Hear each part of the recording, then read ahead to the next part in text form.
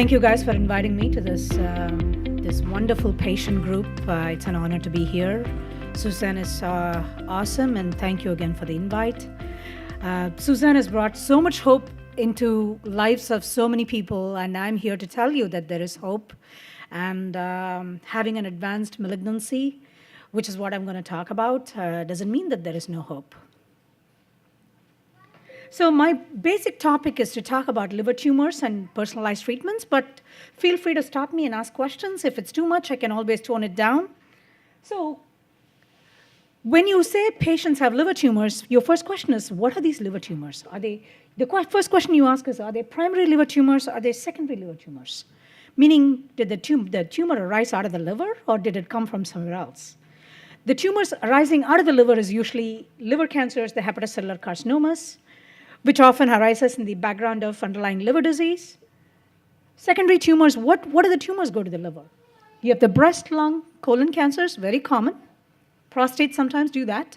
You also have sometimes benign tumors like carcinoids, which can also go to the liver, which are very well treated.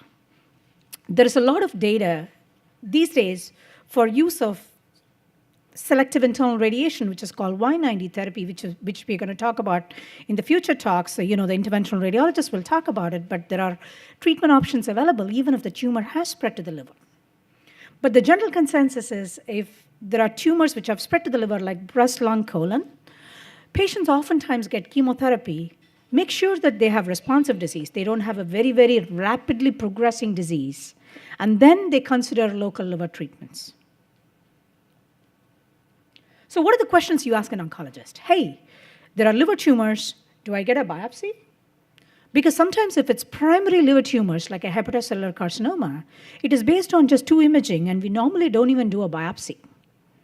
So first question is, do I need a biopsy? Oftentimes you do. But if you already have cancers which went from somewhere else, you have a breast cancer, you just got diagnosed with a breast cancer, and you also have a spot in the liver, typically tend not to do a biopsy because more biopsies tend to cause more problems. So it is on a case-by-case basis. You ask other questions. Do I need a PET scan? Do I need an MRI with EOVest? Do I have any additional lab? Do I need tumor markers? You can do tumor marker CEA for colon cancers, CA19-9 if it is a pancreatic cancer, CA27-29 if it is a breast cancer, things like that which help guide us. Do I need additional biopsies? Sometimes we do a biopsy of the other site. We may not have all the information. We may not have enough tissue. So you ask your oncologist, hey, do I need to get more tissue? Which may be helpful for me for the future. Do I need genetic testing, especially common in breast cancers, colon cancers, to see if it's hereditary? Do I need surgery for these liver tumors? So these are all the 5 questions you ask an oncologist first time you meet them and say, hey, do I need more studies? Do I need more testing? What can I do to help you? So management of liver tumors, advanced liver tumors. Once a tumor is spread to the liver, it makes it a stage 4 disease. No-brainer. But then there are options to treat it, and there is always hope. Chemotherapy is always in the backbone because you want to, if the tumor spread from somewhere, when cat is out of the bag, you cannot put it back in the bag, but you can control it for a very, very long time. How long? It depends on how the tumor behaves. Biology is a bigger part of the equation, very hard to judge and know right at the outset how the tumor is going to behave. So we usually start with chemotherapy, but there are other options including surgery, especially if there are only 2 or 3 liver tumors, even if it has spread. We give chemotherapy first, couple of cycles, make sure that the tumor is responding to chemotherapy, and at that point decide, hey, tumor has responded well in the liver, we can go ahead and take it out. 50% of these tumors can be resected, and patients whose tumors can be resected live much, much longer compared to even local treatments. So what are the local treatment options? You have the SIRT, selective internal radiation therapy, you have RFE, you have microwave, and numerous other procedures that are available. So the question to ask the oncologist is, hey, I'm a candidate for local treatment options. Switching gears, I'm going to talk a little bit, I know it's mainly liver tumors, but give you a little bit of overview how there is hope in this 2017 compared to what it was before. Just to give you a short, brief overview. I'll try to make it as simple as possible, but feel free to stop me. So breast cancer, The most progress we have made in any cancer is breast cancer. The reason for that is women are very proactive. Women have enrolled in a lot of clinical trials, and a lot of women participate. Any breast cancer trial has 5 and 10,000 women. On the other hand, prostate cancer, we barely have 500, 600 patients. Who's going to make the most progress? Breast cancer. We have 10,000 women participating in these clinical trials, which is historic. So more women, more people participate in clinical trials gives us more information. Types of breast cancer. You have ER-positive breast cancers, which tend to be seen in most postmenopausal women. HER2 positive, which is a little bit more aggressive than the ER-positive breast cancers, which is seen in postmenopausal women. And then you have the triple-negative breast cancers, which is the most aggressive of all breast cancers. ER-positive cancer is typically seen in older women, but there is no rhyme or reason to it. The reason is we are seeing these aggressive triple-negative cancers in 90-year-old females, and we are seeing the least aggressive ER-positive cancers in very young females. The issue is biology we cannot predict. You have triple-negative breast cancers, typically treated with chemotherapy, because unless you're ER-positive, we cannot do pills. The treatment paradigms have changed, and we have new treatment options. If you're HER2 positive, you have a medicine called Herceptin, which came into play probably in 1998, which is the biggest monoclonal antibody to date. That cut down on your risk of breast cancer by about 50%, meaning we give it as an adjuvant after you remove the breast cancer. So after Herceptin, we have numerous other agents. You have pertuzumab, you have lapatinib, you have the Kadcyla, numerous different mechanisms. So we are now prolonging the longevity, the survival of these breast cancer patients by several years, if not decades. Triple-negative breast cancer is still very, very challenging, but we are making more progress. If you're HER2, you do the genetic testing, look for BRCA1, BRCA2, and the PALB mutations, and numerous other mutations, about 17 different mutations. Simple blood test. Once you do these genetic mutations, you can try and see if you qualify for a clinical trial sometimes. You're able to treat with drugs such as PARP inhibitors, which actually help these patients and give an excellent response rates in these patients.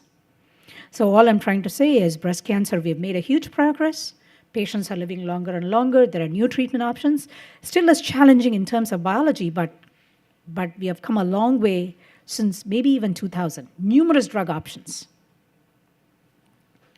Moving on to lung cancer, a little bit of overview. Lung cancer was deadly. Until more recently, we have numerous options. If you're we look for mutations in these tumors.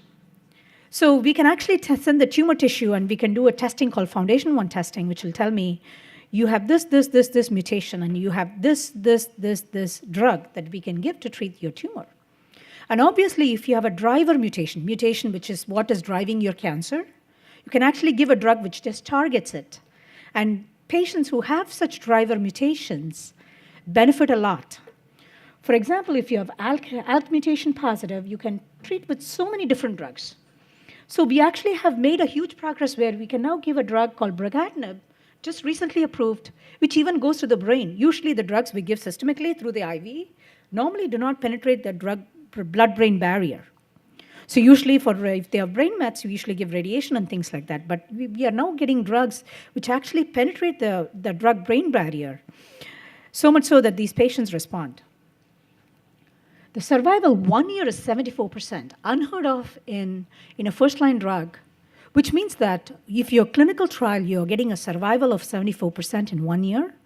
In the real practice, if you manage it right, you actually get a much better survival. So metastatic lung patients with ALK-positive mutations are living longer and longer. Then comes the EGFR inhibitors. If you have EGFR mutation positive, you can treat with drugs like the erlotinib, the afatinib, the gefitinib. Then you have these other two drugs. One is antibody, the necitumumab, all these mAbs, the monoclonal antibodies. They're actually approved even first line in patients who have a tough type of cancer called the squamous cell cancers. So all I'm saying is, from the medical standpoint, from the oncology standpoint, yes, numerous drugs, numerous treatment options. The good news, not much side effects. Skin rash, things like that, not conventional chemotherapy. So we are making huge progress in terms of how we treat patients, so much so that patients are living longer and longer, excellent quality of life, very minimal side effects, or manageable side effects, let me put it this way. Skin rashes, few things here and there, somewhat of a diarrhea, maybe like a acneiform rash, but overall, patients have excellent quality of life, live longer and longer. We have targeted agents. What are targeted agents? Act against the particular target. You have the anti-angiogenic inhibitors. You have the bevacizumab. It acts against the VEGF protein. VEGF protein is what drives blood supply to the tumor. It's a marker. So when you have these VEGF inhibitors, it stops blood supply to the tumor. That patients, the survival, so bevacizumab, you would have heard Avastin. You would have seen numerous ads on TV. When you have this, add this Avastin to chemotherapy, and then we can continue it as maintenance. Patients' survival, lung cancer used to live 6 months, metastatic lung cancers. With the addition of newer chemotherapies and with the addition of bevacizumab, we are pushing about 18, 20 months. So patients, first-line therapy, they are on this treatment for about 2 years. And then you keep them on maintenance. So 6 cycles of chemotherapy, then put them on Avastin maintenance. Revolutionized maintenance therapy options for these patients. So I'm able to give them something every 3 weeks, IV, yes, of course. And with minimal side effects, hypertension, maybe perforation, but it usually doesn't happen, very small, less than 1% side effect with perforation and things. Patients are able to continue to maintain their response for a long time, and that benefits these patients. You have newer options. You have ramucirumab, you have the daratumumab. There is another VEGF antibody just approved. And then came the immunotherapy, which was approved about 3 years ago. You have the nivolumab, pembrolizumab. It blocks the PD-1. Atezolizumab targets PD-L1. I don't know why they made it all tongue twisters, but all I'm saying is just to test if you can roll your tongue. But these options have revolutionized management of these lung cancers. Second-line therapy, lung cancers, I have patients on them for about 2 and 3 years, which is unheard of. Very minimal side effects. Patients tolerate it beautifully. Patients do excellent, good quality of life. They still go on vacations. Nobody would ever know that they're on chemotherapy, or immunotherapy, rather. Moving on to colon cancer, I'm going to make it short and sweet. Before the colon cancers used to live 6 months. This is way back when we had all we had is 5-FU. Suzanne can vouch for it. Then came the oxaliplatinum irinotecan, which extended patient survival to about 13, 14 months. Then came the targeted agents, bevacizumab, Cyramza, Zaltrap, 2003 was the first time. That extended their survival to about 18, 20 months. Then came the EGFR agents, then came Stivarga. Now comes the immunotherapy, which targets PD-L1, the pembrolizumab and nivolumab, where it's useful in patients whose cancer tests have shown that they have high levels of MSI, which is a MSI high or changes in MMR gene. So what happens is some of these tumors, they're not able to repair their own problems, the genetic problems. So when you have a problem repairing your own genetic problems, it's called MMR. These agents help regulate that. They are immune checkpoint inhibitors. They say, hey, you can't do this, you can't do that, and then they make their immune system go and attack the cancer cells, and they do a fantastic job of that. Very minimal side effects. Patients are living longer and longer, but of course, only very few patients qualify. So what is personalized cancer treatment? So it's a way of approaching individual cancer patients based on their genetic makeup and biology of patient tumor and find out what's the best thing for them. So today I can send any of y'all's patient's tumor to a lab and say, hey, I want testing done on these patients. So they'll come back 2 weeks later with a list of this, and say, okay, you have target for this, you have target for that. And that is called personalized cancer treatment, and that's where it's going. So where is oncology care going in the next 10, 15 years? Each person will have a particular genetic makeup. I'll be able to say, okay, I'm going to do this. And management of oncology patients in the metastatic, in the advanced setting, it's all about sequencing. It's about which egg to put in which basket first. And we have to figure out, okay, this has least side effects. This is going to be the bang for the buck. I'm going to do this first. If that fails, I'm going to do this second. Then I'm going to do this third. So I will conclude my talk saying that we have made advances, and we will continue to make advances, which will give us hope. The question is, are you guys asking the right question?